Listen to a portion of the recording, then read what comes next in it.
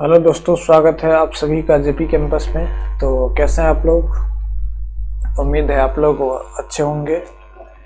देखिए, आज का जो सेशन होने वाला है वो हमारा परसेंटेज का 9th सेशन होने वाला है और इससे पहले मैंने 8 सेशन रिकॉर्ड करके डाला हुआ है, जिसका लिंक आपको डिस्क्रिप्शन बॉक्स में मिल जाएगा। अगर आप स्टार्टिंग से देखना चाहते हैं तो आप वहां से जाके वॉच करिए। आपको बेसिक कंसेप्ट्स के साथ बहुत सारा क्वेश्चंस भी मिलेंगे डिफरेंट लेवल का। देखिए, हम आते हैं आज जोरदार क्वेश्चंस पे। धीरे धीरे क्वेश्चंस का लेवल बढ़ाते हैं। फिलहाल आज का जो सुविचार है, नहीं चल पाएगा वो एक पग भी, भले बैसाखियां सोने की दे दो, सहारे की जिसे आदत पड़ी हो उसे हिम्मत खड़े होने की दे दो। हाँ जी मेरे भाई, तो आप किसी का ना ही सहारे बन के रहिए और ना ही आप किसी के सहारे डिपेंड रहिए, है ना। यानी किसी पे डिपेंड रहिए। कहने का सेंस ये है कि लड़कियां का जिंदगी आसान होता है। पूछिए क्यों? वो पढ़ी लिखी, नौकरी हो या ना हो, बाबूजी तो ब्याह कर ही देंगे। लेकिन आप लड़कों, अगर मान लीजिए आप कामयाब नहीं हुए, आपके नौकरी नहीं लगी, कामयाब नहीं हुए, तो आपकी फिर शादी नहीं हो पाएगी, आपकी सिर्फ और सिर्फ बर्बादी हो पाएगी, आपका समाज में कोई वैल्यू नहीं रह पाएगा। इसलिए कहते हैं कि लड़कियां के चक्कर में इतना जल्दी मत पड़िए। लड़कियां क्या है, आपको पटाएगी, एक आंख मारेगी, आप पड़ जाइएगा, है ना, हंसेगी, आप उसको समझ लीजिएगा कि ये हमारी हम सफर बन जाएगी, और वो लास्ट कॉल करेगी जब उसका शादी फिक्स हो जाएगा। कहेगी बाबू अब मैं कॉल नहीं कर पाऊंगी, ये मेरा लास्ट कॉल है। तो इसी में क्या होता है, कमजोर दिल वाले लड़के अब सुसाइड करने लगते हैं, प्रेम पत्र लिख देते हैं, I am going to suicide, है ना, मैं इसके चक्कर में सुसाइड कर लिया। तो ये सब बकचोदी में आप मत पड़िए। आप सिर्फ और सिर्फ अपने कैरियर पे ध्यान दीजिए, लड़कियों पे ध्यान ना दीजिए। चलिए, इतना बात तो समझ गए। अब हम सीधा पॉइंट पे आते हैं। देखिए, यहाँ से हम जो क्वेश्चंस करवाएंगे वो धीरे धीरे इसका लेवल बढ़ाएंगे। तो उम्मीद है आप हमारे सेशन के लास्ट तक बने रहेंगे। देखिए, हमारा पहला क्वेश्चन है, कह रहा है कि a man spends 5% of his total income in travelling. एक आदमी क्या करता है, वो अपना इनकम का 5% वो ट्रैवलिंग पे खर्च करता है, नहीं घूमने उमने पे। And 20% of the rest in food, और उस रेस्ट का 20% वो फूड पे खर्च करता है। And then he donate 120 rupees, और फिर वो जो बचा हुआ रहता है उसमें से 120 रुपया डोनेट कर देता है। एंड ही हैज स्टिल 1400 रुपया, और फिर उसके पास 1400 रुपया बच ही जाता है। तो कह रहा है कि फाइंड हिज इनकम। मेरे भाई, तो क्या करेंगे हम, इसका जो टोटल इनकम है ना, उस टोटल इनकम को हम क्या कर लेंगे, जरा सा हम मान लेंगे इसको x। क्या मान लेंगे? x मान लेंगे। ठीक है, इतना बात तो समझ गए। अब आते हैं क्वेश्चन पे। कह रहे हैं कि उसका जो इनकम है उसका 5% ट्रैवलिंग पे खर्च कर देता है। तो मेरे भाई, अगर 5% ट्रैवलिंग पे खर्च कर देता है तो फिर उसके पास बचा कितना रहा? तो आप कहेंगे क्या, 100 - 5 यानी 95%। बिल्कुल सही बोले, यानी x का 95% अब उसके पास है, यानी इतना अब उसके पास क्या है, रेस्ट है। अब आगे देखिए, आगे कह रहा है कि 20% of the rest in food. अब जो बचा हुआ होता है उसका 20% फूड पे खर्च करता है। तो अब जो बचा हुआ है, ये हुआ बचा हुआ, इसका 20% फूड पे खर्च करता है। तो अगर 20% फूड पे खर्च कर दे रहा है तो फिर बचेगा कितना? तो 100 में से 20% खर्च कर दिया तो 80% बचेगा, जाहिर सी बात है। तो यहाँ पे फिर हम इस बचा हुआ का 80% निकालेंगे। अब कह रहा है कि एंड ही डोनेट ₹120, और फिर 120 रुपया डोनेट कर देता है, तो माइनस 120 कर देंगे। और फिर कह रहा है लास्ट में कि 1400 रुपया बच ही जा रहा है। तो यही तो हमारा ये जो बचा हुआ अमाउंट है, रेस्ट अमाउंट है, तो इसको हम क्या कर देंगे, 1400 के बराबर कर देंगे। अब यहाँ से हम x का वैल्यू निकालेंगे। ये हो जाएगा 19/20 हो जाएगा, ये हो जाएगा आपको 4/5 हो जाएगा, और ये हो जाएगा आपको कितना, तो 1520 हो जाएगा। ठीक है, यहाँ से जब हम x का वैल्यू निकालेंगे तो हमारा कितना आ जाएगा, 2000 आ जाएगा। और यही 2000 आपका क्या है, ये इसका इनकम है। क्या है? इनकम है। तो हमारा करेक्ट आंसर क्या हो जाएगा, ए हो जाएगा। चलिए, उसी तरह हम नेक्स्ट क्वेश्चन पे आते हैं। नेक्स्ट क्वेश्चन हमारा कह रहा है कि एन इलेक्ट्रॉनिक कंट्रैक्टर, एक इलेक्ट्रॉनिक कंट्रैक्टर है, has a certain length of wire, उसके पास कुछ लेंथ ऑफ वायर है, ये मुझे पता नहीं है। कह रहा है कि if 10% of the wire was stolen, कह रहा है कि उसमें से 10% वायर जो है ना वो चोरी हो गया, नहीं चोरवा उठा के ले गया होगा। कह रहा है उसके बाद and 70% of the remaining was sold out, और जो बचा हुआ है उसका 70% बेच दिया, है ना। तो find the original length of wire if 810 metres of wire is still left. कह रहा है कि ओरिजिनल लेंथ ऑफ वायर निकालिए अगर उसके पास अभी भी 810 मीटर्स बचे हुए हैं। तो हम क्या करेंगे कि जो ओरिजिनल लेंथ है ना, ओरिजिनल लेंथ है उसको हम क्या कर लेंगे, x मान लेंगे, ठीक है। देखिए ये x मान के बना रहे हैं, ये एक ऐसा कंसेप्ट है जो आप हर एक लेवल पे ट्राई कर सकते हैं, हर एक क्वेश्चंस पे ट्राई कर सकते हैं। वैसे इसका शॉर्ट ट्रिक्स भी है, ठीक है। तो इसका हम ओरिजिनल लेंथ को x मान लेते हैं। अब मेरे भाई बताइए, यहाँ पे कह रहा है कि 10% जो है गया वो चोरी हो गया। अब बताइए 10% अगर चोरी हो गई तो बचा कितना, तो आप कहेंगे 90%, यानी ये x का 90% उसके पास, किसके पास, इलेक्ट्रॉनिक कंट्रैक्टर के पास बचे हुए हैं। अब ये तो बचा हुआ माल है, ठीक है।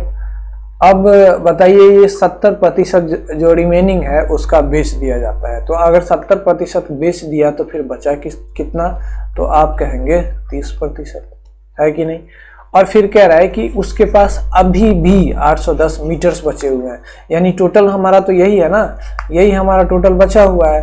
तो इसी को हम 810 के बराबर कर दें, तो आप कहेंगे हाँ कर दीजिए। यहाँ पे आ जाएगा x का जो है सो 9/10 हो जाएगा, और यहाँ पे हो जाएगा 3/10 हो जाएगा। ये हो जाएगा आपका 810 के बराबर, ये हो जाएगा आपका, जब x का वैल्यू कैलकुलेट करके लाएंगे तो हमारा आएगा 3000, और यही 3000 क्या होगा, करेक्ट आंसर होगा, यानी हमारा 3000 इज द राइट आंसर, ठीक है। उसी तरह नेक्स्ट क्वेश्चन पे आते हैं। तो नेक्स्ट क्वेश्चन कह रहा है, देखिए क्वेश्चन नंबर 3 कह रहा है कि इन एन इलेक्शन, एक चुनाव में, ठीक है, 3 कैंडिडेट्स पार्टिसिपेटेड, 3 कैंडिडेट्स पार्टिसिपेट करता है। देखिए चुनाव में 3 ही कैंडिडेट्स पार्टिसिपेट करता है, तो तीनों, ऐसा तो नहीं कि तीनों फर्स्ट आ जाएगा, तीनों जीत जाएगा, नहीं होगा। तीनों में से कोई एक जीतेगा और कोई 2 हारेगा, है ना, फर्स्ट सेकंड थर्ड आएगा, जाहिर सी बात है, आप ये भी जानते होंगे। कहते लूजिंग कैंडिडेट, है ना, लूजिंग कैंडिडेट्स नहीं है, लूजिंग कैंडिडेट है। लूजिंग कैंडिडेट गेन 30% वोट्स, जो लूजिंग कैंडिडेट होते हैं वो 30% वोट पाते हैं, ठीक है। देखिए यहाँ पे जो कैंडिडेट है वो कितना है, 3 है। ये हो गया फर्स्ट, ये हो गया सेकंड, और ये हो गया थर्ड। ये जो विनर है, ठीक है, विनर कैंडिडेट है, लेकिन लूजिंग कैंडिडेट यहाँ पे 2 है। अब ये 2 जो लूजिंग कैंडिडेट है, तो क्या उसको हम दोनों का 30% वोट लेगा? अरे भाई मेरे, जब 2 यहाँ पे लूजिंग कैंडिडेट है, एक सेकंड और एक थर्ड है, और दोनों जब 30% ही वोट लेगा तो फिर दोनों तो सेम रैंक पे आ गया, तो कौन सा फर्स्ट कौन सा सेकंड? नहीं, क्वेश्चन को समझिए। जैसे मान लीजिए एक टेस्ट में 3 बंदा है, एक को आया 30, एक को आया 29 और एक को आया 28। तो उसमें आप क्या कहेंगे, 30 वाले को फर्स्ट, 29 वाले को सेकंड और 28 वाले को थर्ड।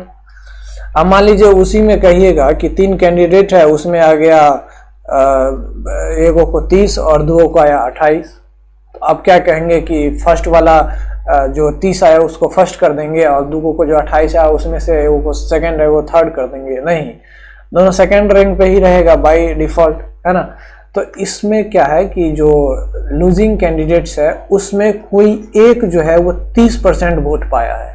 अब आगे पढ़िए, करे what could be the minimum absolute margin of votes by which the winning candidate led by the nearest rival if the candidate got an integral percentage of votes. देखिए क्वेश्चन समझिए क्या कह रहा है।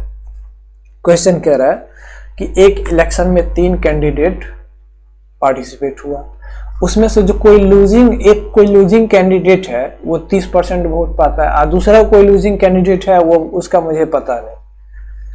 अब कह रहा है कि जो विनिंग कैंडिडेट्स है ना वो मिनिमम नंबर ऑफ वोट, यानी कितना मिनिमम नंबर ऑफ वोट से जीता होगा। अगर जितना भी, है ना, कैंडिडेट जो है वो एक इंटीग्रल यानी एक इंटीग्रल वोट पाया है। इंटीग्रल कहने का मतलब वोट कभी फ्रैक्शन में नहीं पाता है, ठीक है। तो मेरे भाई यहाँ पे दो केस बनेगा। केस नंबर 1 कैसे सो देखिए, अगर हम मान लेते हैं कि ये जो दो लूजिंग कैंडिडेट है, सेकंड वाले को अगर हम 30% वोट से जिताए, क्योंकि यहाँ पे कह रहा है लूजिंग कैंडिडेट 30, तो जाहिर सी बात है हमको ये जो है कौन, ये थर्ड वाला, उसको हमको 29% देना पड़ेगा, 29 है कि नहीं, 29। अब बताइए ये 30 हो गया, ये 29 हो गया, तो दोनों को जोड़ेंगे तो कितना होगा 59। 100 में से जब 59 को घटाएंगे, 100 में से जब 59 को घटाएंगे तो यहाँ पे हो जाएगा 1, और यहाँ पे 9 में से 5 जाएगा तो 4, यानी 41%। ये हो गया 41%। अभी इस दोनों के बीच डिफरेंस निकालेंगे मेरे भाई, तो निकलेगा यहाँ पे 11% का डिफरेंस, 11% का। लेकिन बताइए ये 30% हो सकता है कि थर्ड वाला भी लिया हो, देख लेते हैं केस नंबर 2 है कि नहीं। एकदम बारीकी से समझिए, कोई यहाँ पे ज़्यादा दिमाग पे स्ट्रेन देने की जरूरत न है, ठीक है। देखिए अगर ये थर्ड पोजीशन पे आया, अगर वो उसको 30% वोट मिलता है, तो जाहिर सी बात है ये जो सेकंड वाला है उसको थोड़ा ज्यादा मिला होगा, तो इंटीग्रल कह रहा है तो यानी 31% मिला होगा, है कि नहीं। अब ये 31 है और ये 30 है, तो दोनों को जोड़ेंगे तो कितना होगा 61 होगा। और 100 में से जब 61 को घटाएंगे, 100 में से जब 61 को घटाएंगे तो कितना आएगा मेरे भाई, तो आप कहेंगे कितना, तो 100 में से 61 को घटाएंगे तो यहाँ पे कितना हो जाएगा, यहाँ पे 9 हो जाएगा, और यहाँ पे 9 में से 6 जाएगा तो 3 हो जाएगा, यानी 39 हो जाएगा, ठीक है। चलिए यहाँ तक तो समझ गए। तो अब इसके बीच डिफरेंस निकालेंगे फर्स्ट और सेकंड के बीच, तो देखेंगे कितना से जीता है, कितना परसेंटेज आगे से है। ये 39 और ये 31, यानी 8% अभी भी ज़्यादा है।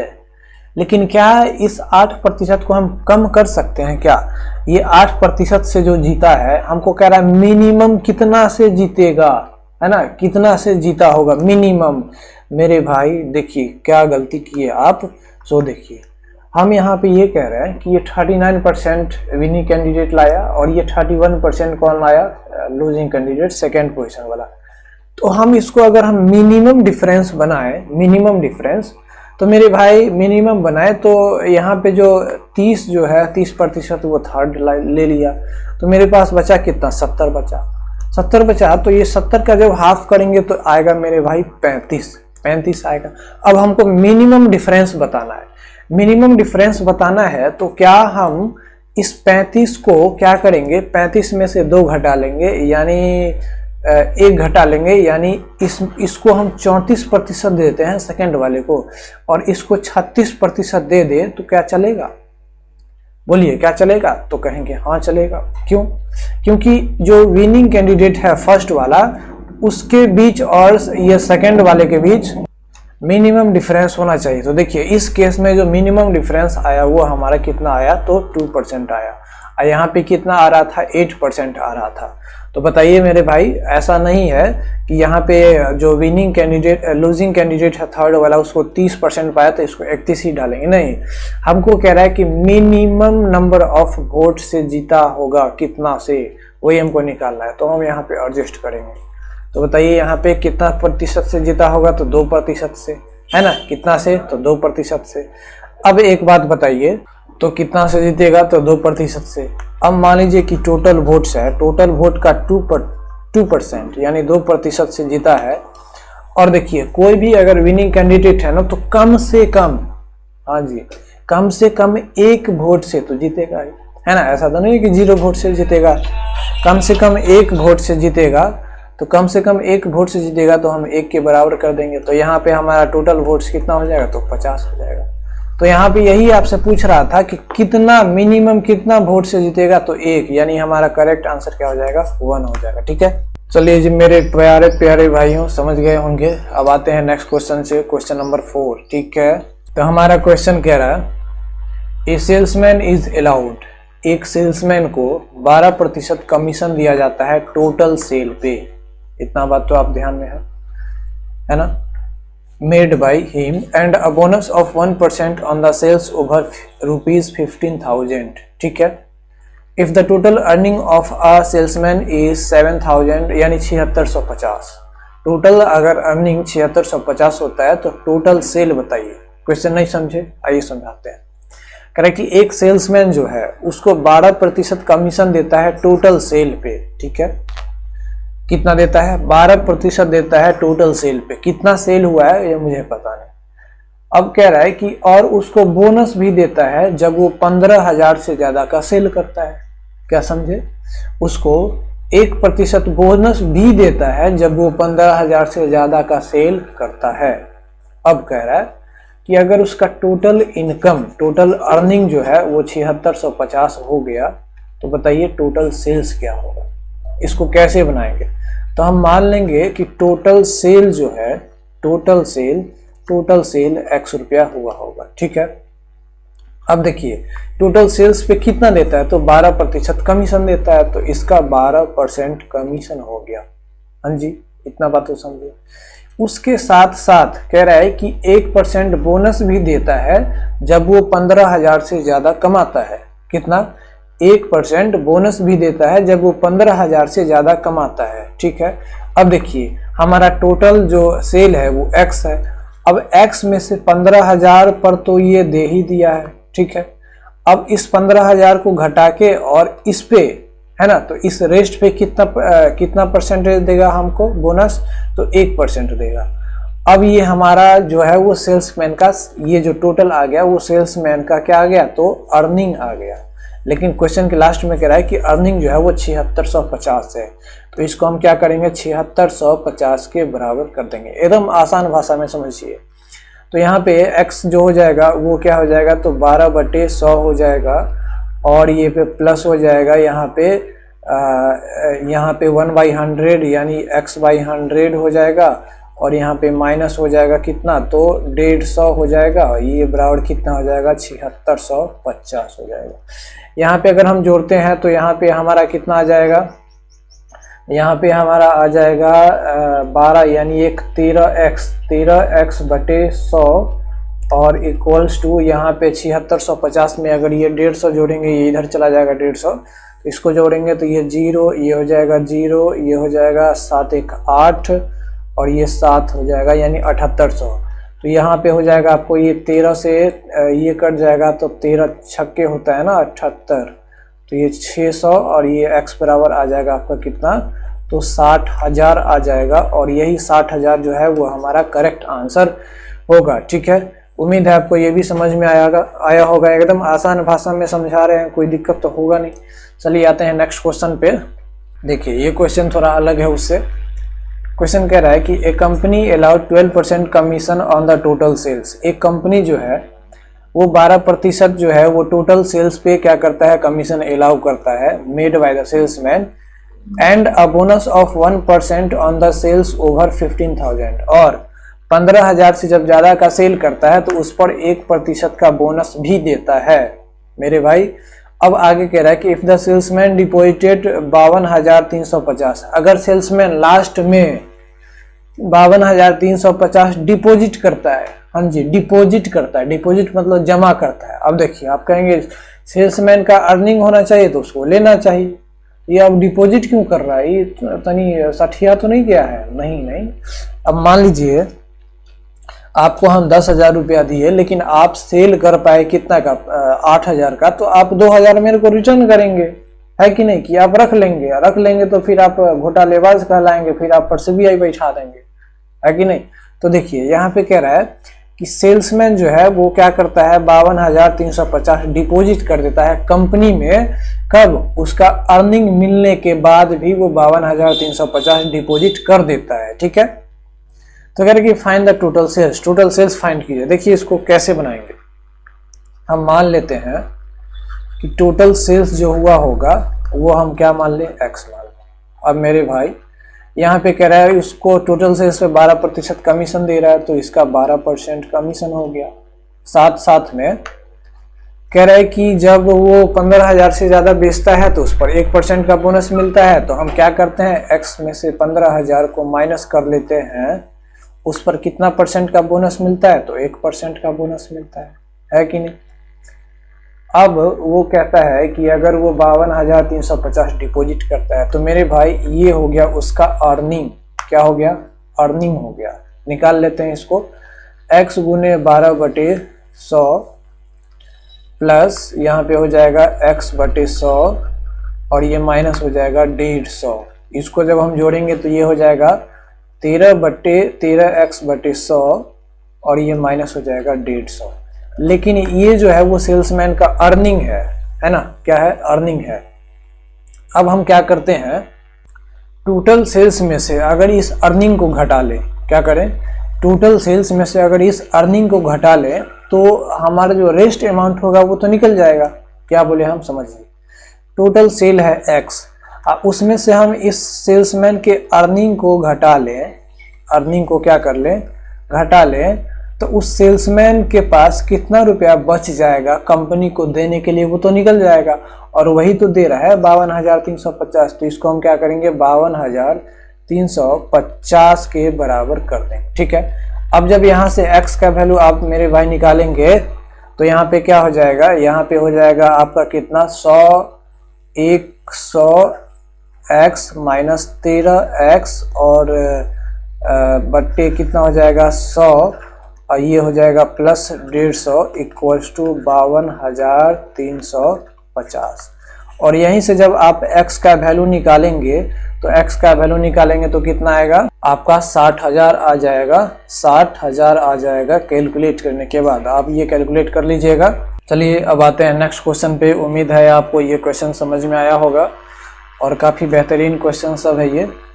देखिए जो नेक्स्ट क्वेश्चन है, क्वेश्चन नंबर 6 कह रहा है कि इन अ गिवन मंथ्स, एक गिवन मंथ्स में a man earns A% commission, एक आदमी क्या करता है A% कमीशन जो है वो कमाता है on the first sale of ₹1000, यानी 1000 फर्स्ट सेल जो 1000 जो होता है उस पे A% कमाता है। ठीक है। And further sale he earns B% commission, और वो फर्दर सेल पे B% कमीशन कमाता है। मतलब समझिए, अगर मान लीजिए 4000 का सेल किया होगा किसी एक मंथ में तो उस पर 1000 पे A% कमीशन मिलेगा और जो बाकी का जो 3000 है उस पे उसको B% का कमीशन मिलेगा। अब कह रहा है इन द फॉलोइंग 2 मंथ्स, है ना, आगे का 2 मंथ में उसका जो सेल्स है वो 3000 है और 4000 है। ठीक है। उसका जो सेल है वो कितना है, 3000 है और 4000 है। And he earn a commission of 900 और 13,000, और वो फिर कमीशन जो कमाता है वो 900 और 13,000 कमाता है।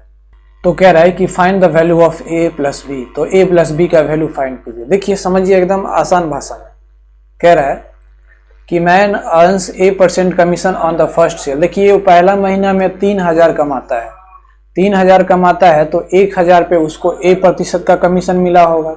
तो 1000 पे उसको A% का कमीशन मिला होगा।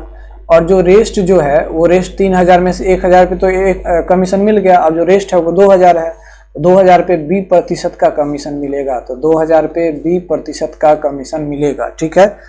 और ये कह रहा है कि उसको पहला महीना में कितना अर्निंग हुआ, तो उसको हुआ 900। तो हम क्या करेंगे, 900 के बराबर कर देंगे। इतना तो समझ में आया। अब दूसरा महीना में कहता है कि वो कितना कमाता है, 4, यानी टोटल सेल्स कितना है तो 4000। 4000 में से 1000 पे A% कमीशन मिलता है। तो 4000 पे 1000 पे A% कमीशन मिलता है, बाकी का जो 3000 है उस पे B% का कमीशन मिलेगा। और ये टोटल जो कमाता है वो कितना कमाता है तो 1300 कमाता है। तो हम क्या कर देंगे, 1300 के बराबर कर देंगे। तो आप कहेंगे बिल्कुल। अब क्या करेंगे, यहाँ से हम A और B% का वैल्यू निकालेंगे। A और B का वैल्यू निकालेंगे तो यहाँ पे हम इसको घटा देंगे। ठीक है। घटा देंगे तो ये हमारा कट जाएगा और ये जो हो जाएगा वो हमारा कितना हो जाएगा, यहाँ पे हो जाएगा 1000 B बराबर कितना हो जाएगा, तो 1000 B बराबर यहाँ पे हो जाएगा 400 हो जाएगा। ठीक है। यहाँ से B का वैल्यू निकालेंगे तो यहाँ पे हो जाएगा 400 गुने 100 अब बटे 1000 हो जाएगा। और जब इसको हम निकालेंगे तो यहाँ पे हमारा B का वैल्यू कितना आ जाएगा तो 40 आ जाएगा। ठीक है, 40। और इसी तरह B का वैल्यू 40 किसी और पे पुट करके A का वैल्यू निकालेंगे तो A का वैल्यू आ जाएगा 10 और यहाँ पे कह रहा है कि a प्लस बी का वैल्यू क्या हो जाएगा, तो 40 प्लस 10 50 हो जाएगा और यही 50 हमारा करेक्ट आंसर हो जाएगा। ठीक है, चलिए उम्मीद है आपको यहाँ तक समझ में आया होगा। अगर हमारे चैनल को अभी तक सब्सक्राइब नहीं किए हैं तो सब्सक्राइब कर लीजिए और फेसबुक पेज को लाइक कर दीजिए। जेपी कैंपस 2021 से है, जेपी कैंपस ऑफिशियल इंस्टाग्राम है। थैंक यू फॉर वॉचिंग, मिलते हैं नेक्स्ट वीडियो में। जय हिंद।